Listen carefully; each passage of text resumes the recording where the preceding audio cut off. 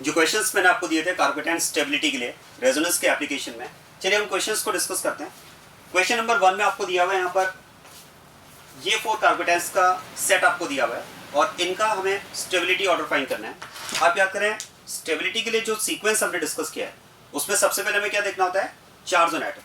Charge on atom अगर same है तो फिर हम बात करते हैं रेजोनेंस की, और रेजोनेंस के बाद में फिर हम बात करते हैं आई इफेक्ट की। ये हमने 3 फैक्टर्स का एक सीक्वेंस डिस्कस किया और उन्हीं 3 फैक्टर्स के सीक्वेंस के बेसिस पर कुछ क्वेश्चंस हम डिस्कस करने जा रहे हैं। तो आप देखो, फर्स्ट में अगर मैं सबसे पहले बात करता हूँ चार्ज ऑन एटम की, तो सभी में आप कह सकते हैं चार्ज ऑन एटम सेम है, और चार्ज ऑन एटम अगर सेम है तो अब कंपैरिजन का बेसिस क्या होगा, रेजोनेंस। ध्यान देना,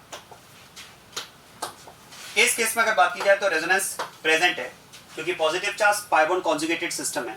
यहां पर अगर हम बात करें तो रेजोनेंस इज एब्सेंट, क्योंकि इसमें देखो C6H5 बेंजीन रिंग प्रेजेंट है, बट पॉजिटिव चार्ज और बेंजीन के पाई बॉन्ड में अगर आप देखेंगे तो 2 बॉन्ड्स का सेपरेशन है, तो फिर इस केस में रेजोनेंस नहीं हो पाएगा, क्योंकि रेजोनेंस के लिए कॉन्जुगेटेड सिस्टम में separation should be by 1 bond. तो यहां पर रेजोनेंस एब्सेंट है, इस केस में भी रेजोनेंस एब्सेंट है। हाँ, यहां पर रेजोनेंस प्रेजेंट होगा, क्योंकि देखो इस केस में अगर बात की जाए तो पॉजिटिव चार्ज और रिंग का जो पाई बॉन्ड होगा वो कॉन्जुगेटेड सिस्टम में होंगे। अब आप ध्यान देना, 1 and 4 में अगर रेजोनेंस प्रेजेंट है, 2 and 3 में रेजोनेंस अगर एब्सेंट है, तो फिर तो रेजोनेंस के बेसिस पर हम बात कर सकते हैं 1 and 4 are more stable than 2 and 3, because in 1 and 4 resonance is present and in 2 and 3 resonance is absent. अब 1 and 4 दोनों में रेजोनेंस है, तो कंपैरिजन किस बेसिस पे किया जाए, याद करो रेजोनेंस वाले मॉलिक्यूल्स पे हम कंपैरिजन करते हैं एक्सटेंट ऑफ रेजोनेंस, और उसकी अगर हम बात करें तो resonance is less in first and it is more in fourth, क्योंकि इसमें बेंजाइल कार्बोकेटाइन में आप याद करें एग्जांपल भी डिस्कस किया था मैंने, रिंग में 3 पाई बॉन्ड्स प्रेजेंट है जिसका कॉन्जुगेशन यहां पर बन रहा है पॉजिटिव चार्ज के साथ में, तो due to extension of resonance fourth will be more stable then first, तो 4 is more stable then first. और अब अगर बात की जाए 2 and 3 में, तो देखो 2 and 3 दोनों में रेजोनेंस एब्सेंट है, और जब रेजोनेंस एब्सेंट है तो कंपैरिजन का बेसिस क्या हो जाएगा, आई इफेक्ट। और ध्यान देना, अगर हम यहां पर 2 and 3 में आई इफेक्ट के बेसिस पे कंपेयर कर रहे हैं, तो ध्यान देना इन दोनों मॉलिक्यूल्स में अगर आप देखेंगे तो this is the point of difference, क्योंकि इसके अलावा अगर आप ये पार्ट चेक करेंगे तो दोनों में ये पार्ट तो कॉमन है। और पॉइंट ऑफ डिफरेंस की अगर हम बात करें तो phenyl group is -I group while methyl group is +I। आप बता सकते हैं कैटायन के लिए क्या अच्छा होगा, तो +I इफेक्ट कैटायन को स्टेबलाइज करता है, जबकि -I इफेक्ट कैटायन को डीस्टेबलाइज करता है। और इसको याद रखने का तरीका मैंने आपको बताया था, प्लस के लिए प्लस अच्छा होगा, तो यहां पर इस प्लस चार्ज के लिए प्लस इफेक्ट अच्छा होगा, मतलब third is more stable then second. So for question number 1 the correct order of stability is 4, 1, 3 and 2। Next question की बात करते हैं। अब नेक्स्ट क्वेश्चन में भी देखो सीक्वेंस में सबसे पहले हमें देखना है चार्ज ऑन एटम, और चार्ज ऑन एटम के बेसिस पर अगर बात की जाए तो आप ध्यान देना, इस केस में आप देखो यहां पर अगर बात की जाए तो positive charge is on unsaturated carbon, while in first, second and third positive charge is on saturated carbon. So due to unsaturation in this carbocation it will be less stable. तो आप देखो इसमें तो हमें सोचना ही नहीं है, फोर्थ को तो आप सबसे लास्ट में कर दो। अब अगर हम बात करें 1, 2, 3 में, तो ध्यान देना 1, 2, 3 में आप कह सकते हैं चार्ज ऑन एटम सब में सैचुरेटेड कार्बन पर है, और अगर चार्ज ऑन एटम सब में सैचुरेटेड कार्बन पर है तो अब हम बात करेंगे इसमें कंपैरिजन का बेसिस क्या आ जाएगा, सेकंड फैक्टर होगा रेजोनेंस। ध्यान देना, फर्स्ट में अगर हम बात करें तो रेजोनेंस एब्सेंट है, सेकंड में resonance present, positive charge is in conjugation with pi bond, और थर्ड में भी रेजोनेंस प्रेजेंट है, थर्ड में भी रेजोनेंस प्रेजेंट है। सो on the basis of resonance second and third will be more stable than first, so 2 and 3 are more stable than first। और अब अगर बात की जाए 2 and 3 में दोनों में रेजोनेंस है, तो हम यहाँ पर कंपेयर करेंगे extent of resonance, this positive charge is in conjugation with pi bond and that is further in conjugation with pi bond, मतलब यहाँ पर पॉजिटिव चार्ज का 2 pi bonds के साथ में conjugation है, जबकि यहाँ पर 1 pi bond के साथ conjugation है, तो इसमें हम कह सकते हैं रेजोनेंस इज मोर, जबकि यहां पर रेजोनेंस लेस होगा, तो फिर तो third will be more stable then second, so 3 greater than 2। इस केस में आंसर हो जाएगा 3, 2, 1 and 4। नेक्स्ट क्वेश्चन में भी आप देखो सबसे पहले अगर हम बात करते हैं चार्ज ऑन एटम के बेसिस पर, तो फिर चार्ज ऑन एटम के बेसिस पर यहां पर आप कह सकते हैं positive charge is on unsaturated carbon, while in first, second and fourth positive charge is on saturated carbon. तो फिर तो इस केस में थर्ड को तो किया जाए सबसे लास्ट में, राइट। 1, 2 एंड 4 में अगर आप कंपेयर करते हैं तो अब चार्ज ऑन एटम सेम है, सैचुरेटेड कार्बन पर पॉजिटिव चार्ज है, तो अब कंपैरिजन का बेसिस क्या आ जाएगा इसमें, रेजोनेंस। फर्स्ट में अगर हम बात करें तो रेजोनेंस एब्सेंट है, सेकंड में रेजोनेंस प्रेजेंट है और फोर्थ में रेजोनेंस एब्सेंट है। तो फिर तो second will be more stable than 1 and 4, क्योंकि सेकंड में रेजोनेंस प्रेजेंट है जबकि 1 and 4 में रेजोनेंस एब्सेंट है। अब 1 and 4 में रेजोनेंस एब्सेंट है तो कंपैरिजन का बेसिस क्या हो जाएगा, आई इफेक्ट। और ध्यान देना यहां पर अगर हम बात करें तो 2 मिथाइल ग्रुप्स का प्लस आई इफेक्ट ऑपरेट होगा इस पॉजिटिवली चार्ज्ड कार्बन के लिए, जबकि यहां पर पॉजिटिवली चार्ज्ड कार्बन से 3 हाइड्रोजन्स बॉन्डेड हैं और जैसे कि हमने डिस्कस किया है H does not show I effect, तो फिर यहां पर कोई आई इफेक्ट नहीं होगा। तो फिर तो इस केस में plus I effect and no I effect, so plus I effect will stabilise carbocation. तो इस केस में हम बात कर सकते हैं 1 will be more stable then 4। So correct answer is 2, 1, 4 and 3। Next question, question number 4। देखो क्वेश्चन नंबर 4 की अगर हम बात करें तो यहां पर आपको जो कार्बोकेटायंस दिए हुए हैं, सबसे पहले हम बात करेंगे इसमें चार्ज ऑन एटम की। और चार्ज ऑन एटम अगर आप चेक करेंगे तो सब में चार्ज सेम टाइप के कार्बन पर है, और अगर चार्ज ऑन एटम सेम है तो अब हम बात करेंगे रेजोनेंस की। आप ध्यान देना इस केस में आप देखो फर्स्ट में positive charge is in conjugation with pi bond, this pi bond is in conjugation with this pi bond and it is further in conjugation with this pi bond। मतलब यहां पर अगर हम ये चेक करें कि how many pi bonds can participate in resonance with positive charge, तो यहां पर हम बात कर सकते हैं all the 3 pi bonds can participate in resonance with positive charge. तीनों ही pi bonds का पॉजिटिव चार्ज के साथ में रेजोनेंस में इन्वॉल्वमेंट है, तो यहां पर हम कह सकते हैं resonance with 3 pi bonds। Second बात देखिए यहां पर पॉजिटिव चार्ज की अगर हम बात करें तो इस पॉजिटिव चार्ज को यहां पर रेजोनेंस नहीं मिल पाएगा, इस केस में रेजोनेंस एब्सेंट है। ध्यान देना यहां पर मैं रेजोनेंस एब्सेंट होने की बात कर रहा हूं क्योंकि इस पॉजिटिव चार्ज का किसी भी pi bond के साथ कॉन्जुगेशन नहीं है, राइट। थर्ड में अगर बात की जाए तो positive charge is in conjugation with this pi bond and it is further in conjugation with this pi bond, लेकिन आप ध्यान देना अब इस बार इस pi bond का पॉजिटिव चार्ज के साथ में रेजोनेंस में इन्वॉल्वमेंट नहीं होगा, क्योंकि ये pi bond और पॉजिटिव चार्ज के बीच में अगर आप देखेंगे तो 2 bonds का सेपरेशन है। तो इस केस में 2 pi bonds are in conjugation with resonance, यहां पर 2 pi bonds का रेजोनेंस में कॉन्जुगेशन होगा पॉजिटिव चार्ज के लिए। फोर्थ में अगर हम बात करें तो फोर्थ में आप देखिए positive charge is in conjugation with this pi bond, जैसे यहां पर अगर हम बात करें तो इन 2 pi bonds का हमने रेजोनेंस लिया है, ये pi bond रेजोनेंस में पार्टिसिपेट नहीं कर पाएगा। और आप देखो इस केस में अब आप ध्यान देना ये पॉजिटिव चार्ज इस pi के साथ कॉन्जुगेशन में, बट ये 5 pi bond जो है वो फर्दर इन pi के साथ कॉन्जुगेशन में नहीं होगा, क्योंकि हमें यहां पर ये देखना है कि number of pi bonds which can participate in resonance with positive charge। तो यहां पर आप देखो इन pi bonds का पॉजिटिव चार्ज के लिए कोई रेजोनेंस नहीं होगा, तो हम कह सकते हैं for positive charge only 1 pi bond will be involved in resonance। हालांकि देखो इन pi bonds का आपस में कॉन्जुगेशन है, ये आपस में रेजोनेंस में पार्टिसिपेट करेंगे, बट हमें यहां पर इंटरेस्ट इस बात में नहीं है कि मॉलिक्यूल में ओवरऑल रेजोनेंस कितना है, हमारा इंटरेस्ट यहां पर इस बात में है कि पॉजिटिव चार्ज को रेजोनेंस कितना मिल रहा है। तो पॉजिटिव चार्ज के लिए तो आप कह सकते हैं there is only 1 pi bond that can participate in resonance, 1 pi bond, 2 pi bonds, no resonance and 3 pi bonds। बस आसान है। On the basis of extent of resonance first will be most stable. यहां पर अगर हम बात करें तो देखो एक्सटेंशन के बेसिस पर हम कह सकते हैं फर्स्ट मोस्ट स्टेबल होगा, उसके बाद मूल्य आंसर क्या आएगा, उसके बाद में आंसर आ जाएगा। देखो फर्स्ट को सबसे आगे क्यों लिया समझ में आ रहा है, क्योंकि यहां पर 3 pi bonds का रेजोनेंस में इन्वॉल्वमेंट है। फिर इसके बाद में आंसर आ जाएगा 3, क्योंकि यहां पर 2 pi bonds का रेजोनेंस में इन्वॉल्वमेंट है। फिर इसमें आंसर में आ जाएगा 4, 1 pi bond का रेजोनेंस में इन्वॉल्वमेंट है, और सबसे लास्ट में आएगा सेकंड, क्योंकि वहां पर रेजोनेंस एब्सेंट है। So correct answer for this question is 1, 3, 4 and 2। चलिए नेक्स्ट क्वेश्चन।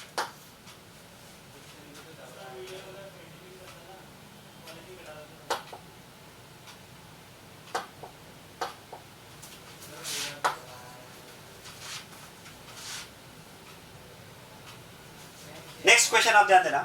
इस क्वेश्चन में अब आप देखो, जैसे कि हमने बात की, देखो सबसे पहले चार्ज ऑन एटम। अब इस क्वेश्चन को समझना बहुत ही इंपॉर्टेंट क्वेश्चन है। इस क्वेश्चन में मैंने हमेशा देखा है मोस्टली स्टूडेंट एरर करते हैं। आप ध्यान देना, it is very important question. देखो जैसा कि मैंने आपसे कहा कि हम कंपैरिजन में 3 फैक्टर्स जो हमने लिए हैं, देखो 3 फैक्टर्स हमने कौन कौन से लिए? Charge on atom, resonance and I effect. और उन 3 फैक्टर्स के एप्लीकेशन में एक सीक्वेंस मैंने आपको बताया। भाई सबसे पहले हम चार्ज ऑन एटम चेक करेंगे, फिर हम रेजोनेंस चेक करेंगे और उसके बाद में फिर आई इफेक्ट चेक करेंगे।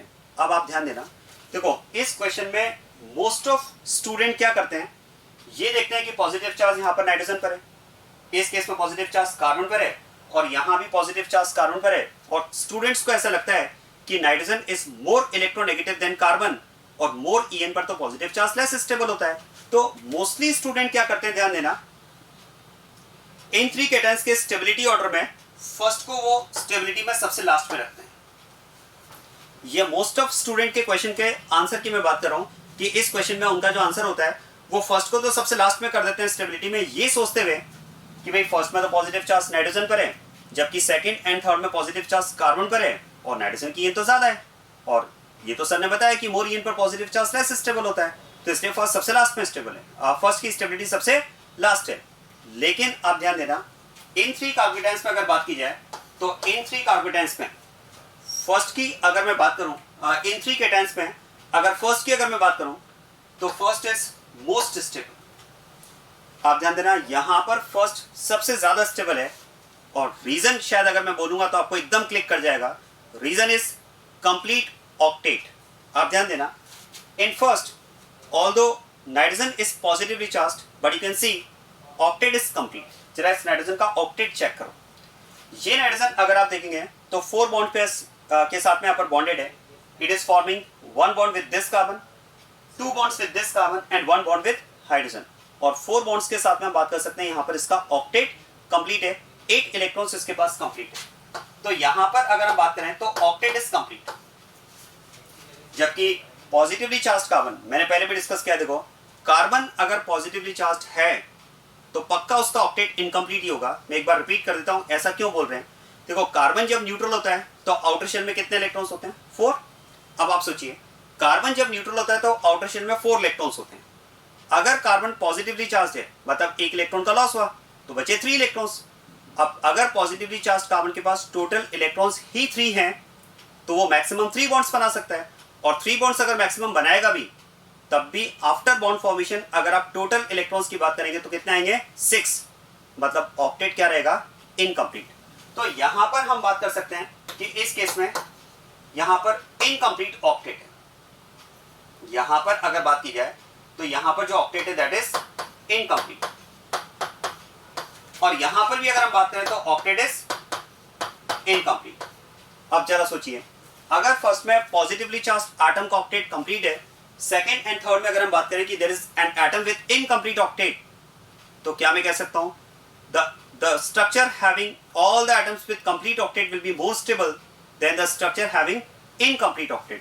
तो वो ऑक्टेट वाला तो ऐसा फैक्टर हम कह सकते हैं कि irrespective of rest all factors, सुनेगा इस बात को अच्छे से, in case of comparison of stability of 2 cations, जब आप 2 cations का stability comparison कर रहे हैं और अगर पॉइंट ऑफ डिफरेंस ऑक्टेट का है, तो फिर तो मैं आपको कहना चाहूंगा irrespective of rest all factors, the cation having all the atoms with complete octet will be more stable than the cation having atom with incomplete octet। अब एक पॉइंट कई बार स्टूडेंट ये कहते हैं कि सर फिर ऑक्टेट वाला पॉइंट तो आपने बताया नहीं। देखो मुझे ऐसा लगता है कि ऑक्टेट वाला पॉइंट मुझे आपको लिखवाने की जरूरत नहीं होनी चाहिए। ऑक्टेट वाला पॉइंट आपके यहां पर लिखा हुआ होना चाहिए कि ऑक्टेट वाला पॉइंट तो ऐसा है कि अगर मैं आपसे ये कहता हूं कि देखो यहाँ पर ऑक्टेट कंप्लीट है और यहाँ इनकम्प्लीट ऑक्टेट है, तो कंप्लीट ऑक्टेट वाला ज्यादा स्टेबल होगा, तो आपका ये रिएक्शन होना चाहिए कि हाँ सर ये तो हमें पता है कि ऑक्टेट वाला फैक्टर तो मोस्ट डोमिनेटिंग होगा, तो ऑक्टेट कंप्लीट और इनकम्प्लीट वाले में तो हमें पता है कि ऑक्टेट कंप्लीट को हमें आगे ही रखना है। ये रिएक्शन आपका होना चाहिए। तो कंप्लीट ऑक्टेट वाला फैक्टर तो आप यहां पर माइंड में रखिए कि अगर पॉइंट ऑफ डिफरेंस में 2 केटायंस के स्टेबिलिटी कंपैरिजन में एक में ऑक्टेट कंप्लीट और एक में ऑक्टेट इनकम्प्लीट है, तो फिर कंप्लीट ऑक्टेट वाला cation will be more stable then the cation having incomplete octet. Clear हो रही बात है? इसलिए आप ध्यान देना, यहां पर फर्स्ट को तो हमने सबसे आगे कर दिया। हाँ, अब आप यहां पर ये कह सकते हैं कि 2 और 3 में दोनों में पॉजिटिव चार्ज कार्बन पर है, दोनों में ऑक्टेट इनकम्प्लीट है, तो ऑक्टेट के रिस्पेक्ट में आप कह सकते हैं दोनों सेम है। और अगर ऑक्टेट के केस में अगर दोनों ऑक्टेट के रिस्पेक्ट में अगर दोनों सेम है, तो अब आप कह सकते हैं कि यहां पर पॉजिटिव चार्ज सैचुरेटेड कार्बन पर है, यहां पर पॉजिटिव चार्ज अनसैचुरेटेड कार्बन पर है, तो फिर तो second will be more stable then third. तो ये यहां पर इस क्वेश्चन में केटेंस का स्टेबिलिटी ऑर्डर होगा। Correct answer is 1 2 3। Very very important, मैंने ऑक्टेट वाले फैक्टर की यहां पर आपको एप्लीकेशन बताई है, और मैं चाहता हूं कि ऑक्टेट वाला फैक्टर तो आपके माइंड में एकदम यहां पर सेट होना चाहिए, एकदम टॉप पोजीशन पर होना चाहिए। क्लियर बात है? चलिए नेक्स्ट क्वेश्चन करते हैं। नेक्स्ट क्वेश्चन भी काफी इंपॉर्टेंट क्वेश्चन है, ये भी काफी इंपॉर्टेंट क्वेश्चन है, इस क्वेश्चन को भी बहुत अच्छे से आप समझिएगा। देखो इन 4 केटेंस का अगर आप स्टेबिलिटी कंपैरिजन करते हैं तो ध्यान देना। चलिए ऐसा करते हैं, मैं आपको इसका पहले आंसर बताता हूं, क्योंकि इसमें भी स्टूडेंट कई बार गलती करते हैं। पहले मेरा आंसर सुन ले, इसका करेक्ट आंसर क्या होगा, ध्यान देना। इस क्वेश्चन में करेक्ट आंसर है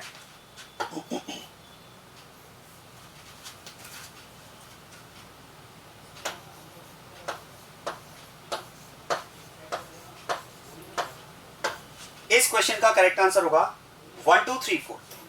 अब मैं आपको बता रहा हूं, मोस्टली इसमें स्टूडेंट का जो आंसर होता है, शायद आप में से भी हो सकता है कुछ स्टूडेंट का आंसर रहा हो, सेकंड को वो स्टेबिलिटी में सबसे आगे रखते हैं। सेकंड को मोस्टली स्टूडेंट इसमें स्टेबिलिटी में सबसे आगे रखते हैं, जबकि आप ध्यान देना, it's not second, it is first cation that is most stable.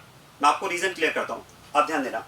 देखो उसी कंसेप्ट पर चलते हैं जो मैंने आपको बताया, सीक्वेंस जो मैंने आपको बताया। सबसे पहले हम क्या देखते हैं, चार्ज एटम। जरा देखो सभी में आप देख सकते हैं चार्ज एटम तो सब में सेम है।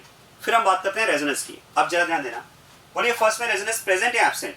प्रेजेंट, क्योंकि यहां पर अगर आप देखेंगे तो oxygen has lone pair and it's lone pair is in conjugation with positive charge, और लोन पेयर पॉजिटिव चार्ज अगर कॉन्जुगेशन में तो फिर तो यहां पर रेजोनेंस होगा। तो इस केस में हम कह सकते हैं रेजोनेंस इज प्रेजेंट। ये लोन पेयर यहां पर पार्टिसिपेट करेगा रेजोनेंस में इस पॉजिटिव चार्ज के साथ में, या फिर आप इसी को कंसेप्ट नेम दे सकते हैं बैक बॉन्डिंग। तो यहां पर एक बैक बॉन्डिंग वाला केस आ रहा है, इस बैक बॉन्डिंग के थ्रू यहां पर ये केटायन स्टेबलाइज होगा। सेकंड में भी रेजोनेंस प्रेजेंट है। चलिए ऐसा करते हैं, इस फिनाइल ग्रुप को मैं रिंग के फॉर्म में लिख देता हूं, C6H5 को यहां पर।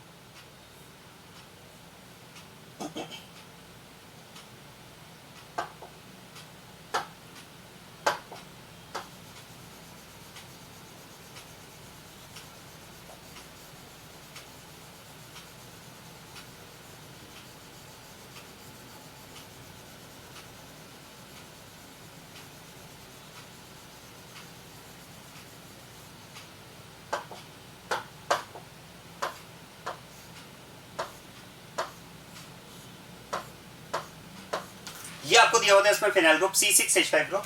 तो यहां भी पॉजिटिव चार्ज कार्बन के साथ कॉन्जुगेशन है, यहां भी रेजोनेंस है। चलिए इस केस में भी रेजोनेंस प्रेजेंट।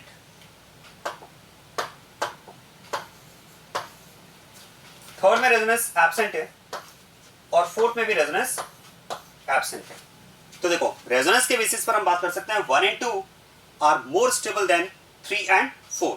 ध्यान देना, 1 and 2 की तो स्टेबिलिटी यहां पर ज्यादा है 3 and 4 के कंपैरिजन में। ये बात समझ में आ रही है? चलिए अब बात करते हैं, पहले 3 and 4 को अरेंज कर लेते हैं। क्या लगता है 3 and 4 में ज्यादा स्टेबल कौन होगा? थर्ड, क्योंकि दोनों में रेजोनेंस एब्सेंट है, तो अब कंपैरिजन का बेसिस हम क्या लेंगे, आई फैक्ट लेंगे। और आई फैक्ट में अगर आप ध्यान दें तो थर्ड में अगर आप देखेंगे तो टू मिथाइल ग्रुप्स यहां पर बॉन्डेड है, 2 अल्काइल ग्रुप्स यहां पर बॉन्डेड है प्लस आई फैक्ट के लिए। जबकि यहां पर अगर हम बात करें तो 1 अल्काइल ग्रुप बॉन्डेड है प्लस आई फैक्ट के लिए। तो इस केस में आप कह सकते हैं plus I fact is more, so third is more stable then fourth. तो आप ध्यान देना 3 and 4 में हम बात कर सकते हैं 3 is more stable then fourth. ध्यान दें, ये यहां पर ये वाला पार्ट तो हमारा एक्सप्लेन हो चुका है कि third is more stable then fourth. अब हमें बात करना है 1 and 2 की। देखो 1 and 2 दोनों में रेजोनेंस प्रेजेंट है, और मैंने यहां पर स्टेबिलिटी में 1 को आगे रखा है 2 के कंपैरिजन में, जबकि मोस्टली स्टूडेंट यहां पर क्या करते हैं 2 को आगे रखते हैं 1 के कंपैरिजन में। अब हमने 1 को 2 से आगे क्यों रखा, उसका रीजन आप समझना। देखो 1 and 2 दोनों में रेजोनेंस प्रेजेंट है, स्टूडेंट मोस्टली 2 को आगे इसलिए रखते हैं क्योंकि स्टूडेंट्स को लगता है कि इसमें रेजोनेंस इज मोर। यहां पर 3 पाइबॉन्ड्स के साथ कॉन्जुगेशन है, जबकि यहाँ पर एक ही कॉन्जुगेटेड सिस्टम प्रेजेंट है, इसलिए मोस्टली स्टूडेंट इसमें 2 को आगे कर देते हैं 1 से, जबकि मैंने अगर यहाँ पर 1 को 2 से आगे रखा है तो उसका रीजन है resonance in 1 is much much better than resonance in 2। First cation में रेजोनेंस सेकंड कैटायन में होने वाले रेजोनेंस से बहुत ही अच्छा रेजोनेंस है। अच्छा रेजोनेंस में जरा उस बात को समझना। ऐसा करते हैं, इसका रेजोनेटिंग स्ट्रक्चर ड्रॉ कर देते हैं। अगर हम इसका रेजोनेटिंग स्ट्रक्चर ड्रॉ करेंगे तो ध्यान देना, इसका रेजोनेटिंग स्ट्रक्चर हमें ये मिलेगा। ये लोन पेयर यहाँ पर डिलोकलाइज हुआ और इस लोन पेयर डीलोकलाइजेशन के साथ में हमें यहाँ पर ये रेजोनेटिंग स्ट्रक्चर मिलेगा, राइट। जरा ध्यान देना, oxygen has 2 lone pairs, so after delocalisation of this lone pair towards deficiency still 1 lone pair will be present, लेकिन यहाँ पर अब ऑक्सीजन पॉजिटिवली चार्ज होगा और ये कार्बन हो जाएगा न्यूट्रल आफ्टर एक्सेप्टिंग इलेक्ट्रॉन, ठीक है। और इसके लिए रेजोनेटिंग स्ट्रक्चर, चलो ऐसा करते हैं, इसका रेजोनेटिंग स्ट्रक्चर मैं यहां पर ड्रॉ कर देता हूं। और इसका अगर आप रेजोनेटिंग स्ट्रक्चर ड्रॉ करते हैं बेंजाइल कार्बेटाइन के लिए, तो बेंजाइल कार्बेटाइन में हमें ये रेजोनेटिंग स्ट्रक्चर मिल जाएगा, राइट। अब जरा ध्यान देना, दोनों कैटायंस के करस्पॉन्डिंग अगर आप रेजोनेटिंग स्ट्रक्चर्स को चेक करें तो यहां पर रेजोनेटिंग स्ट्रक्चर में हमें पॉजिटिव चार्ज ऑक्सीजन पर मिला, यहां पर रेजोनेटिंग स्ट्रक्चर में हमें पॉजिटिव चार्ज कार्बन पर मिला। ये भी कई बार एक रीजन बनता है कि स्टूडेंट को ऐसा लगता है कि ऑक्सीजन की इन तो ज्यादा है, कार्बन की इन कम है, और कार्बन की इन कम है तो फिर तो ये कैटायन ज्यादा स्टेबल होना चाहिए, जबकि इसमें रेजोनेंस में पॉजिटिव चार्ज ऑक्सीजन पर आ रहा है, तो फिर ये रेजोनेंस तो खराब हुआ, ये कैटायन तो कम स्टेबल होना चाहिए। लेकिन मैं आपको फिर से वही कंसेप्ट यहां पर अप्लाई करके बता रहा हूं जो क्वेश्चन नंबर 5 में हमने अप्लाई किया। Although in case of resonance positive charge is on oxygen and in this case positive charge is on carbon, but in this case octet is again complete while in this case octet is incomplete। जरा देखो, यहां पर positive charge oxygen पर तो है but इसमें octet complete आ रहा है, 3 bond pairs and 1 lone pair, 3 bond pairs and 1 lone pair के साथ में हम कह सकते हैं 8 इलेक्ट्रॉन्स कंप्लीट है। जरा देखो, यहां पर हम कह सकते हैं ऑक्टेट कंप्लीट है, जबकि इस केस में again carbon is positively charge, यहां पर हम कह सकते हैं ऑक्टेट इज इनकम्प्लीट। तो फिर आप सोचिए, इस केस में हम कह सकते हैं, ध्यान देना, यहां पर इस कार्बन का ऑक्टेट कंप्लीट इनकम्प्लीट है, रेजोनेंस के साथ में हमें ऐसा रेजोनेटिंग स्ट्रक्चर मिला है जिसमें आप कह सकते हैं कार्बन का ऑक्टेट तो कंप्लीट है ही, ध्यान देना, जिसमें आप कह सकते हैं कि कार्बन का ऑक्टेट तो कंप्लीट है ही यहां पर, लेकिन उसके साथ साथ ऑक्सीजन का ऑक्टेट भी कंप्लीट हुआ है। मतलब इस रेजोनेंस में हम कह सकते हैं we are getting a resonating structure in which all the atoms are having complete octet. In this case, this carbon is having incomplete octet, but in resonance, we are getting a structure in which all the atoms are having complete octet. While in this structure, this carbon is having incomplete octet. On delocalization of pi bond, although this carbon is now having complete octet, but again there is a carbon with incomplete octet. तो अब आप ही decide करें, ये resonance अच्छा हुआ या फिर ये रेजोनेंस अच्छा हुआ। डेफिनेटली ये रेजोनेंस अच्छा होगा, क्योंकि यहां पर भी इस रेजोनेंस में ऑक्टेट कंप्लीशन वाले रेजोनेटिंग स्ट्रक्चर बन रहा है, जबकि यहां पर ऑक्टेट इनकम्प्लीट वाला रेजोनेटिंग स्ट्रक्चर बन रहा है। और जैसा कि मैंने आपसे कहा कि कंप्लीट ऑक्टेट की इंपॉर्टेंस इनकम्प्लीट ऑक्टेट से हमेशा ऊपर रहेगी, तो ये रेजोनेंस बेटर होगा सेकेंड के कंपेरिजन में। इसलिए यहां पर हम कह सकते हैं first is more stable then second. याद रखना, मैं आगे भी आपको इस एग्जाम्पल को इसी से याद दिलाऊंगा। ये रेजोनेंस सेकंड से अच्छा क्यों है? क्योंकि इस रेजोनेंस में ऑक्टेट कंप्लीशन वाला केस आ रहा है, जबकि इस रेजोनेंस में ऑक्टेट कंप्लीशन वाला केस नहीं आ रहा है। और ऑक्टेट कंप्लीट वाला केस क्योंकि इनकम्प्लीट ऑक्टेट से हमेशा बेटर होता है, तो रेजोनेंस में भी उसकी इंपॉर्टेंस रहेगी कि रेजोनेंस जिसमें ऑक्टेट कंप्लीशन वाला केस है will be better than the resonance जिसमें ऑक्टेट इनकम्प्लीट वाला केस है। So very very important example, first is more stable then second. ये क्वेश्चन नंबर 6 हमारा कंप्लीट होता है। नेक्स्ट क्वेश्चन,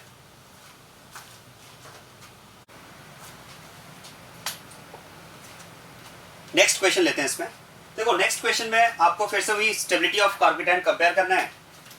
और जैसा कि हमने डिस्कस किया, सबसे पहले आपको क्या देखना होता है, इसमें चार्ज ऑन एटम। अब आप देख सकते हैं यहाँ पर फिर से चार्ज ऑन एटम सभी में सेम है, और चार्ज ऑन एटम अगर इसमें सब में सैचुरेटेड कार्बन पर पॉजिटिव चार्ज है। अब सैचुरेटेड कार्बन पर अगर सब में पॉजिटिव चार्ज है, तो अब हम बात करेंगे इसमें रेजोनेंस की। अरे क्या लगता है, फर्स्ट में रेजोनेंस प्रेजेंट या एब्सेंट? ध्यान देना, फर्स्ट में आप जरा देखकर बताएं कि यहां पर रेजोनेंस प्रेजेंट है या एब्सेंट है। ध्यान देना, आंसर है फर्स्ट में रेजोनेंस एब्सेंट है। ये क्वेश्चन भी काफी इंपॉर्टेंट है और इस पर बेस्ड कंसेप्ट तो मैंने आपको पहले डिस्कस भी किया जब हम रेजोनेंस के बेसिक कंसेप्ट्स डिस्कस कर रहे थे। आप ध्यान देना, although this positive charge and pi bond are in conjugated system but still resonance is absent। ध्यान देना, इस केटायन में अगर हम बात करें तो यहां पर रेजोनेंस एब्सेंट है। इस केस में रेजोनेंस एब्सेंट है और उसका रीजन आप याद करें, मैं आपको इस तरह से याद दिलाता हूं। देखो positive charge pi bond conjugation में है, बट आप याद करें कार्बन में इतनी हिम्मत नहीं है कि वो अपना ऑक्टेट कंप्लीट करने के लिए ऑक्सीजन का ऑक्टेट इनकम्प्लीट कर पाए। याद करो, इसी तरह से मैंने आपको उस टाइम पर ये कंसेप्ट एक्सप्लेन किया था। या अगर मैं कंसेप्ट की बात करूं तो देखो ये pi bond अगर यहां पर डिलोकलाइज होता है तो इस डिलोकलाइजेशन के साथ में क्या होगा, कार्बन यहां पर न्यूट्रल हो जाएगा कंप्लीट ऑक्टेट के साथ में, जबकि ऑक्सीजन इस pi bond की डिलोकलाइजेशन के बाद में अगर आप चेक करेंगे तो ऑक्सीजन का हो जाएगा यहां पर ऑक्टेट इनकम्प्लीट।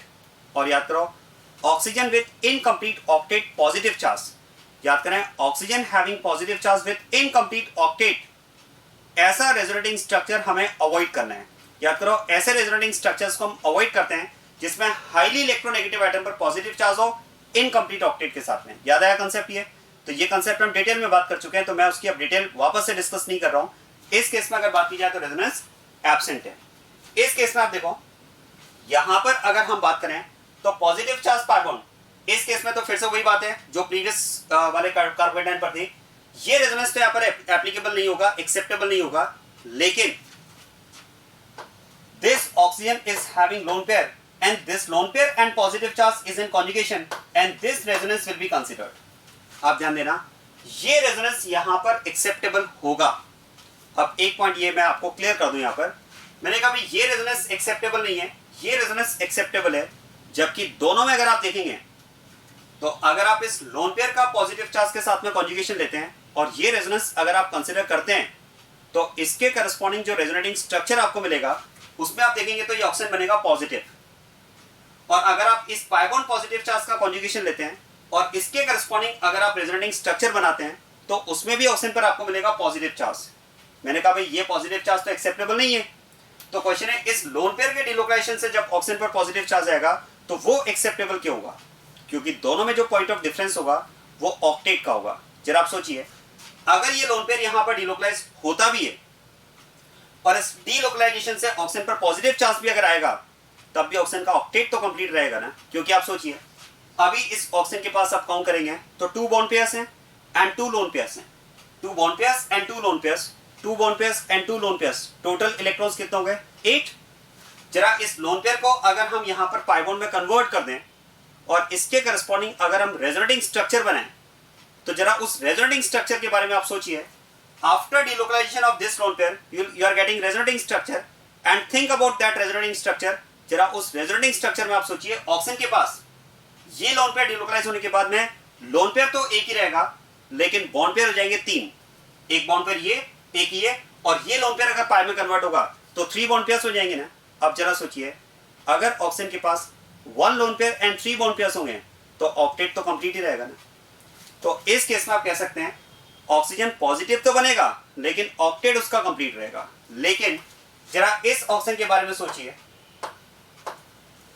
अगर आप यहां पर इस pi bond का डिलोकलाइजेशन करते हैं, अगर आप यहां पर इस pi bond का डिलोकलाइजेशन करते हैं तो अभी इस ऑक्सीजन के पास 2 lone pairs and 2 bond pairs, 8 electrons complete है।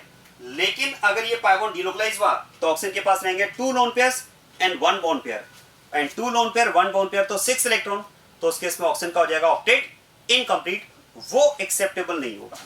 देखो ऑक्सीजन अपने इलेक्ट्रॉन रेजोनेंस में डोनेट कर सकता है, समझना इस बात को, ऑक्सीजन अपने इलेक्ट्रॉन्स रेजोनेंस में डोनेट कर सकता है, लेकिन किस कंडीशन पर? वो अपने इलेक्ट्रॉन तभी डोनेट करेगा, उसके इलेक्ट्रॉन्स का डीलोकलाइजेशन तभी एक्सेप्टेबल होगा जब उसका ऑक्टेट कंप्लीट रहे। तो इस केस में आप कह सकते हैं यहां पर ऑक्टेट कंप्लीट रहेगा बट इस केस में ऑक्टेट इनकम्प्लीट रहेगा, तो फिर तो ये रेजोनेंस एक्सेप्टेबल होगा लेकिन ये रेजोनेंस या कहा जाए ये रेजोनेंस एक्सेप्टेबल नहीं होगा। क्या बात समझ में आ गई? इन शॉर्ट ये तो बात कंसेप्ट की हो गई। इन शॉर्ट आप इसको इस तरह से माइंड में रखिए, ऑक्सीजन रेजोनेंस में अपना लोन पेयर तो डोनेट कर सकता है लेकिन अपना pi bond डोनेट नहीं करेगा। समझना बात को, ऑक्सीजन रेजोनेंस में अपना लोन पेयर तो डोनेट कर सकता है लेकिन अपना पाई बॉन्ड डोनेट नहीं करेगा। इसको इस तरह से शॉर्टकट में आप याद रख सकते हैं। तो ये रेजोनेंस एक्सेप्टेबल है बट ये एक्सेप्टेबल नहीं है। चलिए इस केस में यस, यहां पर फिर से रेजोनेंस है, ये रेजोनेंस तो एक्सेप्टेबल है क्योंकि इसमें तो ऑक्सीजन का ऑक्टेट कंप्लीट रहेगा। After delocalisation of lone pair, even after delocalisation of lone pair, octet of oxygen will remain complete. So that's why this resonance is acceptable. अब आप देखो, फर्स्ट में रेजोनेंस एब्सेंट है, सेकंड एंड थर्ड में resonance present है, तो क्या मैं कह सकता हूं on the basis of resonance first will be least stable because in first resonance is absent. अब बात करते हैं सेकंड एंड थर्ड की। जरा सेकंड एंड थर्ड में आप देखिए, सेकंड एंड थर्ड दोनों में रेजोनेंस प्रेजेंट है, तो फिर हम चेक करते हैं कहां पर रेजोनेंस ज्यादा है। बोलिए सेकंड में रेजोनेंस ज्यादा है या थर्ड में रेजोनेंस ज्यादा है? क्या लगता है आपको? दोनों में रेजोनेंस इक्वल है क्योंकि यहां भी कॉन्जुगेशन वन लोन पेयर के साथ में है और यहां भी कॉन्जुगेशन वन लोन पेयर के साथ में है। तो आप कह सकते हैं रेजोनेंस के रिस्पेक्ट में तो दोनों इक्वल हैं। तो अब कंपैरिजन किस बेसिस पे करें? रेजोनेंस के रिस्पेक्ट में अगर दोनों इक्वल हैं तो कंपैरिजन का बेसिस रेजोनेंस तो नहीं हो सकता। तो अब कंपैरिजन का बेसिस क्या हो जाएगा? I effect. चला ध्यान देना, this CO group will show minus I effect for this carpetine. CO group आप याद करें माइनस आई की कैटेगरी में आता है, तो ये तो इस कैटायन के लिए माइनस आई इफेक्ट शो करेगा, but in this case this positively charged carbon is bonded with methyl group and methyl group is plus I group. तो जरा देखो, यहाँ पर माइनस आई इफेक्ट वाला ग्रुप अटैच्ड है कैटायन के साथ में, यहाँ पर प्लस आई वाला ग्रुप अटैच्ड है, और जैसा कि हमने डिस्कस किया है plus I effect is stabilizing factor for कार्पेटाइन, प्लस प्लस के लिए अच्छा, तो फिर तो 3 will be more stable than 2। तो इस केस में करेक्ट आंसर क्या हो जाएगा? इस केस में करेक्ट आंसर हो जाएगा 3, 2 and 1। Next question number 8। Question number 8 में आप देखो, सबसे पहले अगर हम बात करें तो पॉजिटिव चार्ज तो सब में सैचुरेटेड कार्बन पर है। फिर इसके बाद में रेजोनेंस की अगर हम बात करें तो यहां पर रेजोनेंस एब्सेंट है, इस केस में रेजोनेंस प्रेजेंट है। जरा देखो, lone pair on nitrogen is in conjugation with positive charge, यहां पर lone pair positive charge conjugation में, तो इस केस में रेजोनेंस प्रेजेंट है, और यहां पर भी नाइट्रोजन का लोन पेयर पॉजिटिव चार्ज के साथ कॉन्जुगेशन में, तो यहां पर भी रेजोनेंस प्रेजेंट है, right? Absent, present and present. तो फिर तो हम बात करेंगे इसमें 2 and 3 are more stable than 1, that is on the basis of resonance. अब जरा 2 and 3 की बात करें, 2 and 3 में किस में रेजोनेंस ज्यादा है? दोनों में रेजोनेंस तो इक्वल है, यहां भी कॉन्जुगेशन वन लोन पेयर के साथ में नाइट्रोजन के, और यहां भी कॉन्जुगेशन वन लोन पेयर में नाइट्रोजन के साथ में। अब जरा देखो, अगर दोनों में रेजोनेंस इक्वल है तो कंपैरिजन का बेसिस क्या हो जाएगा? I effect. और ध्यान देना, यहां पर इस पॉजिटिवली चार्ज्ड कार्बन के लिए 2 मिथाइल ग्रुप्स बॉन्डेड हैं जिनका प्लस आई इफेक्ट ऑपरेट होगा। 2 methyl groups are bonded for plus I. यहां पर अगर आप देखेंगे तो only 1 methyl group is bonded for plus I effect. तो फिर तो हम बात कर सकते हैं plus I effect is more in second, less in third. और बताओ केटायन के लिए क्या अच्छा है? मोर और लेस प्लस आई। मोर प्लस तो प्लस के लिए अच्छा है, तो जितना प्लस ज्यादा होगा उतना अच्छा होगा, तो फिर तो second will be more stable then third. तो इस केस में आंसर हो जाएगा 2, 3 and 1। This is the correct answer. Clear बात ये? चलिए नेक्स्ट क्वेश्चन नंबर 9 की बात करते हैं। देखो 9 में भी अगर आप देखेंगे तो चार्ज ऑन एटम तो सब में सेम, और चार्ज ऑन एटम सेम है, तो अब हम बात करेंगे रेजोनेंस की। ध्यान देना, फर्स्ट में अगर हम बात करें तो positive charge is in conjugation with pi bond, resonance is present. Second में अगर बात की जाए तो positive charge is in conjugation with pi bond, resonance is present. Third में अगर हम बात करें तो ध्यान देना, although positive charge is in conjugation with pi bond but still resonance is absent। First में रेजोनेंस प्रेजेंट है, सेकंड में प्रेजेंट है, थर्ड में एब्सेंट है। अब एक पॉइंट ये माइंड में आता है कि कॉन्जुगेशन तो बिल्कुल वैसा ही दिख रहा है, स्ट्रक्चर के रिस्पेक्ट में तो ये बहुत कंपेरेबल स्ट्रक्चर है, ये पार्ट तो सब में कॉमन है, तो फिर यहां पर रेजोनेंस एब्सेंट क्यों? याद करो concept of SIR, steric inhibition of resonance, याद रहा है SIR का कंसेप्ट। तो इस केस में कह सकते हैं यहां पर अगर आप देखेंगे तो 3 bulky groups are present on ring, और याद करो कंटिन्यूएशन में अगर 3 बल्की ग्रुप्स रिंग में अगर प्रेजेंट है तो मिडिल वाला ग्रुप जो होगा वो आउट ऑफ प्लेन चला जाएगा, और अगर आउट ऑफ प्लेन चला जाएगा मतलब इसकी ज्योमेट्री में आपको ये ग्रुप कैसा मिलेगा? आउट ऑफ प्लेन मिलेगा, रिंग के प्लेन से आउट 90 डिग्री पर रोटेटेड मिलेगा, तो फिर तो इनके बीच में हम कह सकते हैं there will be no overlapping between p orbitals of these two carbon atoms. और ओवरलैपिंग अगर जीरो होगी तो रेजोनेंस भी जीरो हो जाएगा। इसी कंसेप्ट को हमने नेम दिया था, याद करें, SIR। तो इस केस में तो आप कह सकते हैं due to SIR resonance is absent. और इवन आप ध्यान देना, फर्स्ट एंड सेकंड में भी अगर बात की जाए तो सेकंड में resonance is less as compare to in first. Second में यहां पर रेजोनेंस कम होगा, और यहां पर रेजोनेंस कम होने का रीजन है ऑर्थो इफेक्ट, क्योंकि जरा देखो two groups are present on ring and both are bulky. तो इस केस में हम कह सकते हैं due to ortho effect resonance will be less. हाँ, यहां पर आप कह सकते हैं रेजोनेंस परफेक्ट होगा, यहां पर रेजोनेंस में कोई डिस्टर्बेंस नहीं है, तो फिर तो हम कह सकते हैं on the basis of extent of resonance the order of stability of these three carbonates will be 1 2 3। ये इस क्वेश्चन का आंसर हो जाएगा। तो इस तरह से हम केटेंस का स्टेबिलिटी कंपैरिजन करेंगे। This is about stability of cations. तो जो क्वेश्चंस मैंने आपको दिए थे वो क्वेश्चंस हमने डिस्कस कर लिए। आगे भी और जो क्वेश्चंस मैंने आपको दिए अनैन की स्टेबिलिटी के लिए वो भी हम डिस्कस करेंगे इसमें।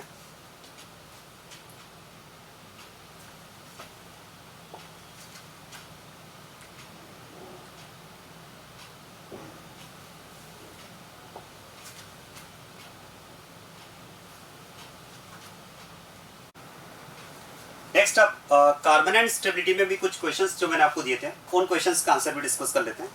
अब देखो इसमें फर्स्ट क्वेश्चन में जो अनायंस आपको दिए हुए हैं, अब सबसे पहले हमें देखना होता है इसमें चार्ज एटम, और उसके बाद में सीक्वेंस में जैसा कि हमने डिस्कस किया हम बात करते हैं रेजोनेंस की, और रेजोनेंस के बाद में फिर कंपैरिजन में हम फैक्टर लेते हैं आई इफेक्ट। आप ध्यान देना, देखो इनमें अगर हम रेजोनेंस की बात करें, ध्यान देना, इनमें अगर बात की जाए रेजोनेंस की तो यहाँ पर रेजोनेंस प्रेजेंट है, क्योंकि इस केस में कार्बन पर जो नेगेटिव चार्ज है लोन पेयर के साथ में वो रिंग के कार्बन के साथ में कॉन्जुगेटेड सिस्टम है, तो यहाँ रेजोनेंस प्रेजेंट। इस केस में रेजोनेंस एब्सेंट है।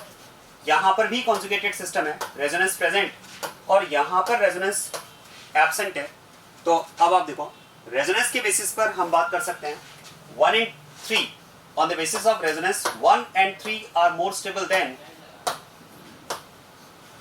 2 and 4 because in 1 and 3 resonance is present and in 2 and 4 resonance is absent। अब क्वेश्चन है 1 and 3 में कंपैरिजन कैसे किया जाए। देखो 1 and 3 दोनों में रेजोनेंस प्रेजेंट है, तो आप याद करो रेजोनेंस वाले मॉलिक्यूल्स में कंपैरिजन का बेसिस हम लेते हैं एक्सटेंट ऑफ रेजोनेंस, और एक्सटेंट ऑफ रेजोनेंस की अगर बात की जाए तो it is more in first less in third, क्योंकि यहाँ पर नेगेटिव चार्ज 3 पाई बॉन्ड्स के साथ में कॉन्जुगेटेड सिस्टम है। तो इस केस में हम बात कर सकते हैं कि हाइब्रिड के अकॉर्डिंग जो नेगेटिव चार्ज होगा वो 4 कार्बन एटम्स पे डिस्ट्रीब्यूट होगा, जबकि यहाँ पर नेगेटिव चार्ज 2 कार्बन एटम्स पे डिस्ट्रीब्यूट होगा, तो फिर first will be more stable then third. तो 1 and 3 में अगर हम बात करें तो 1 इज मोर स्टेबल देन 3। अब अगर बात की जाए 2 and 4 की, 2 and 4 दोनों में रेजोनेंस एब्सेंट है, और रेजोनेंस अगर एब्सेंट है तो अब कंपैरिजन का बेसिस क्या होगा आई इफेक्ट। और आई इफेक्ट के लिए आप ध्यान देना, यहाँ पर अगर हम बात करें तो 2 methyl groups are bonded with this negatively charged carbon for plus I effect। तो यहाँ पर 2 मिथाइल ग्रुप्स का प्लस I effect होगा, और यहाँ पर अगर हम बात करें तो only 1 plus I group methyl group is bonded with carbon। तो यहाँ पर प्लस I effect के लिए एक ही ग्रुप प्रेजेंट है, मतलब ये हम बात कर सकते हैं plus I effect for कार्बोनेन is more in second and less in fourth। अब आप बताओ अनैन की स्टेबिलिटी के लिए क्या बेटर होगा, मोर और लेस प्लस I? तो आंसर है लेस प्लस I, क्योंकि प्लस तो माइनस के लिए खराब है, तो जितना प्लस इफेक्ट कम होगा अनायन उतना ज्यादा स्टेबल मिलेगा। इसका मतलब हम बात कर सकते हैं 4 will be more stable than 2। So overall stability order of these 4 carbonates will be 1 3 4 2। Next question में आप देखो फिर से अगर हम यहाँ पर कंपैरिजन करें तो देखो चार्जन एटम की अगर बात की जाए तो सभी में अगर आप देखेंगे तो नेगेटिव चार्ज कार्बन पर आपको दिया हुआ है। रेजोनेंस की अगर हम बात करें तो ध्यान देना, रेजोनेंस में यहाँ रेजोनेंस प्रेजेंट है, यहाँ पर भी रेजोनेंस प्रेजेंट है, और यहाँ पर भी रेजोनेंस प्रेजेंट, सब में रेजोनेंस प्रेजेंट है। तो अब रेजोनेंस अगर सब में प्रेजेंट है तो हम रेजोनेंस में कंपैरिजन करें, पॉइंट ऑफ डिफरेंस क्या है जरा ध्यान देना। देखो इस केस में आप सोचिए रेजोनेंस पे जो नेगेटिव चार्ज डिस्ट्रीब्यूट होगा, क्या मैं कह सकता हूँ वो 2 कार्बन एटम्स के बीच में डिस्ट्रीब्यूट होगा, क्योंकि इस केस में अगर आप देखेंगे तो डीलोकलाइजेशन में डीलोकलाइजेशन में अगर बात की जाए तो ये नेगेटिव चार्ज ट्रांसफर होगा इस कार्बन पर। इसका मतलब हाइब्रिड के बारे में अगर आप सोचें, जरा हाइब्रिड को आप इमेजिन करें, तो हाइब्रिड में negative charge will distribute between these two carbon atoms. तो यहां पर हम बात कर सकते हैं कि जो नेगेटिव चार्ज होगा वो कार्बन एंड कार्बन के बीच में डिस्ट्रीब्यूट होगा। अच्छा, सेकंड में आप बता सकते हैं नेगेटिव चार्ज किन एटम्स के बीच में डिस्ट्रीब्यूट होगा। तो आप देखो यहां पर अगर आप ध्यान दें तो जो नेगेटिव चार्ज ट्रांसफर हुआ है वो नाइट्रोजन पर ट्रांसफर हुआ है। मतलब इस केस में हम कह सकते हैं कार्बन और नाइट्रोजन के बीच में नेगेटिव चार्ज डिस्ट्रीब्यूट होगा। और यहां पर अगर बात की जाए तो नेगेटिव चार्ज का डिस्ट्रीब्यूशन होगा बिटवीन कार्बन एंड ऑक्सीजन। अब अगर आप ध्यान दें तो इन सभी अनायंस में एक एटम तो कॉमन है, दैट इज कार्बन, बट जो पॉइंट ऑफ डिफरेंस है वो अगर हम बात करें तो ध्यान देना, in this case the second atom is carbon, it is nitrogen and it is oxygen. इसका मतलब तो फिर हम ये कह सकते हैं देखो कि चार्जन एटम में ही डिफरेंस है। क्योंकि आप सोचिए एक्चुअल मॉलिक्यूल की अगर बात की जाए तो एक्चुअल मॉलिक्यूल का जो एग्जिस्टेंस होगा रेजोनेंस वाले मॉलिक्यूल्स में वो तो हाइब्रिड होगा। और हाइब्रिड के अकॉर्डिंग अगर हम बात करें, क्योंकि जो एक्चुअल एग्जिस्टेंस है बात हमें उसके अकॉर्डिंग करनी होगी। भाई अगर मैं चार्जन एटम देख रहा हूँ, इस बात को समझना बहुत अच्छे से, बहुत ही इंपॉर्टेंट पॉइंट है। देखो अगर आपको कोई अनायन दिया हुआ है, जैसे ये अनायन आपको दिया हुआ है, मान लो सेकंड वाले अनायन की बात करें, ये अनायन आपको दिया हुआ है और अगर आपसे पूछा जाए कि चार्जन एटम क्या है, तो बस ऐसा नहीं है। देखो मोस्टली स्टूडेंट क्या करते हैं, नेगेटिव चार्ज कार्बन पर शो किया हुआ है तो स्टूडेंट का आंसर होता है, अगर आपसे पूछा जाए कि चार्जन एटम क्या है तो स्टूडेंट कहते हैं कार्बन पर नेगेटिव चार्ज है। जबकि आपने कार्बन पर नेगेटिव चार्ज आपने किस बेसिस पर कहा, इस रेजोनेटिंग स्ट्रक्चर के बेसिस पर। लेकिन आप सोचिए अगर आप इसका सेकंड रेजोनेटिंग स्ट्रक्चर बनाएंगे इस नेगेटिव चार्ज को डीलोकलाइज करके, तो वो नेगेटिव चार्ज नाइट्रोजन पर भी तो आएगा ना। तो फिर ओनली कार्बन नहीं, आपको कार्बन एंड नाइट्रोजन दोनों को काउंट करके आंसर देना होगा। अगर आपसे ये पूछा जाए in second molecule negative charge is on, तो आपका आंसर होना चाहिए it is on carbon and nitrogen both. क्योंकि आप सोचिए एक स्ट्रक्चर के अकॉर्डिंग अगर नेगेटिव चार्ज कार्बन पर है तो इसका जो सेकंड रेजोनेटिंग स्ट्रक्चर आप ड्रॉ करोगे उसमें नेगेटिव चार्ज नाइट्रोजन पर आएगा। और इनफैक्ट मैं तो कहूंगा कि आप हाइब्रिड के बारे में सोचिए, क्योंकि एक्चुअल मॉलिक्यूल तो हाइब्रिड ही होगा। तो हाइब्रिड में अगर मैं बात करूं कि इस मॉलिक्यूल में नेगेटिव चार्ज कहां पर होगा, तो आंसर है कार्बन एंड नाइट्रोजन पर होगा। इसी तरह से थर्ड में आप कह सकते हैं नेगेटिव चार्ज कहां पर होगा, कार्बन एंड ऑक्सीजन पर होगा। और फर्स्ट में आप कह सकते हैं negative charge will be on carbon and carbon, क्योंकि यहां पर दोनों एटम्स कार्बन है। इसका मतलब अब मैं तीनों मॉलिक्यूल्स को अगर मैं कंपेयर करूं फॉर चार्जन एटम, अगर मैं तीनों मॉलिक्यूल्स को कंपेयर कर रहा हूं फॉर चार्जन एटम, तो आप कह सकते हैं चार्जन एटम में ही डिफरेंस है। यहां पर नेगेटिव चार्ज कार्बन पर है, यहां पर नेगेटिव चार्ज नाइट्रोजन पर है और यहां पर नेगेटिव चार्ज ऑक्सीजन पर है। और आप बताओ नेगेटिव चार्ज कौन से एटम पर ज्यादा स्टेबल होगा, सबसे ज्यादा स्टेबल होगा इन थ्री में ऑक्सीजन पर, क्योंकि मोर ईएन पर नेगेटिव चार्ज मोर स्टेबल है। तो फिर तो उसके अकॉर्डिंग हम कह सकते हैं कि इस क्वेश्चन का आंसर बन जाएगा 3, 2, 1, क्योंकि थर्ड में negative charge is on oxygen, second में negative charge is on nitrogen and first में negative charge is on carbon. तो ध्यान देना यहां पर जो मैंने कंपैरिजन किया वो किस बेसिस पर किया है, ये समझ में आया आपको। यहां पर मैंने कंपैरिजन किया है चार्जन एटम के बेसिस पर, क्योंकि एक्चुअल मॉलिक्यूल का एग्जिस्टेंस देखो चार्जन एटम में भी आप ध्यान देना, मैं जो पॉइंट आपको बोलना चाह रहा हूं, जो समझाना चाह रहा हूं, उस पर आप ध्यान दें। मैं आपको ये कहना चाह रहा हूं कि अगर आपको एक स्ट्रक्चर दिया हुआ है, एक रेजोनेटिंग स्ट्रक्चर अगर आपको दिया हुआ है और उस रेजोनेटिंग स्ट्रक्चर में एक अनायन आपको दिया हुआ है, चलो यहां से समझते हैं, एक अनायन आपको दिया हुआ है। अब जो अनायन आपको दिया हुआ है वो सपोज उसका रेजोनेटिंग स्ट्रक्चर आपको दिया हुआ है, तो अब ऐसे में अगर आपको एक अनायन का रेजोनेटिंग स्ट्रक्चर देकर के आपसे अगर ये पूछा जाए कि चार्ज कौन से एटम पर है, तो ऐसा नहीं है कि जो रेजोनेटिंग स्ट्रक्चर आपको दिया गया है आप केवल उसी में चार्जन एटम को चेक करें। क्योंकि नेगेटिव चार्ज का रेजोनेंस में इन्वॉल्वमेंट है, तो चार्जन एटम के लिए आपको यह भी चेक करना होगा कि वो नेगेटिव चार्ज रेजोनेंस के थ्रू कौन से एटम पर ट्रांसफर हो रहा है। क्योंकि जिस एटम पर वो नेगेटिव चार्ज रेजोनेंस के थ्रू ट्रांसफर हो रहा है, आप सोचिए हाइब्रिड में तो नेगेटिव चार्ज वहां पर भी तो आएगा ना। तो आपको जब भी चार्जन एटम चेक करना है ऐसे अनायंस में जिनमें चार्ज का रेजोनेंस में इन्वॉल्वमेंट है, तो हमेशा ध्यान रखिए चार्जन एटम के लिए आपको एक पर्टिकुलर रेजोनेटिंग स्ट्रक्चर नहीं, आपको हाइब्रिड के बारे में सोचना होगा कि हाइब्रिड में, या कहा जाए कि एक्चुअल मॉलिक्यूल के बारे में सोचना होगा, उसके एक्चुअल एग्जिस्टेंस के बारे में सोचना होगा। और एक्चुअल एग्जिस्टेंस तो हाइब्रिड ही होता है, तो हाइब्रिड के अकॉर्डिंग आपको देखना होगा चार्जन एटम क्या है। बस यही मैं आपसे कहना चाह रहा हूं कि हाइब्रिड के अकॉर्डिंग फर्स्ट में नेगेटिव चार्ज कार्बन कार्बन पर है, सेकंड में नेगेटिव चार्ज कार्बन नाइट्रोजन पर है और थर्ड में नेगेटिव चार्ज कार्बन ऑक्सीजन पर है, तो इसी से समझ में आ जाएगा इसका मतलब चार्ज ऑन एटम में डिफरेंस है, और चार्ज ऑन एटम में डिफरेंस है तो मोर ईएन पर नेगेटिव चार्ज मोर स्टेबल होता है। इसके अकॉर्डिंग इस क्वेश्चन का आंसर हो जाएगा 3, 2, 1। क्लियर बात है। Next question, question number third में आप देखो, क्वेश्चन नंबर थर्ड में अगर आप देखेंगे तो यहां पर आप कह सकते हैं चार्ज ऑन एटम सेम है, क्योंकि सभी में अगर आप देखेंगे तो जो स्ट्रक्चर आपको गिवन है उनमें नेगेटिव चार्ज कार्बन पर है। अब हालांकि देखो यहां पर नेगेटिव चार्ज का रेजोनेंस में इन्वॉल्वमेंट है, लेकिन क्या मैं कह सकता हूं बेंजीन में भी जब नेगेटिव चार्ज ट्रांसफर होगा तो कार्बन पर ही ट्रांसफर होगा, और सभी में बेंजीन दिया हुआ है, तो आप कह सकते हैं इन थ्री में आप कह सकते हैं चार्ज ऑन एटम के रिस्पेक्ट में ये सेम है। तो अब कंपैरिजन कैसे होगा? रेजोनेंस के बेसिस पर।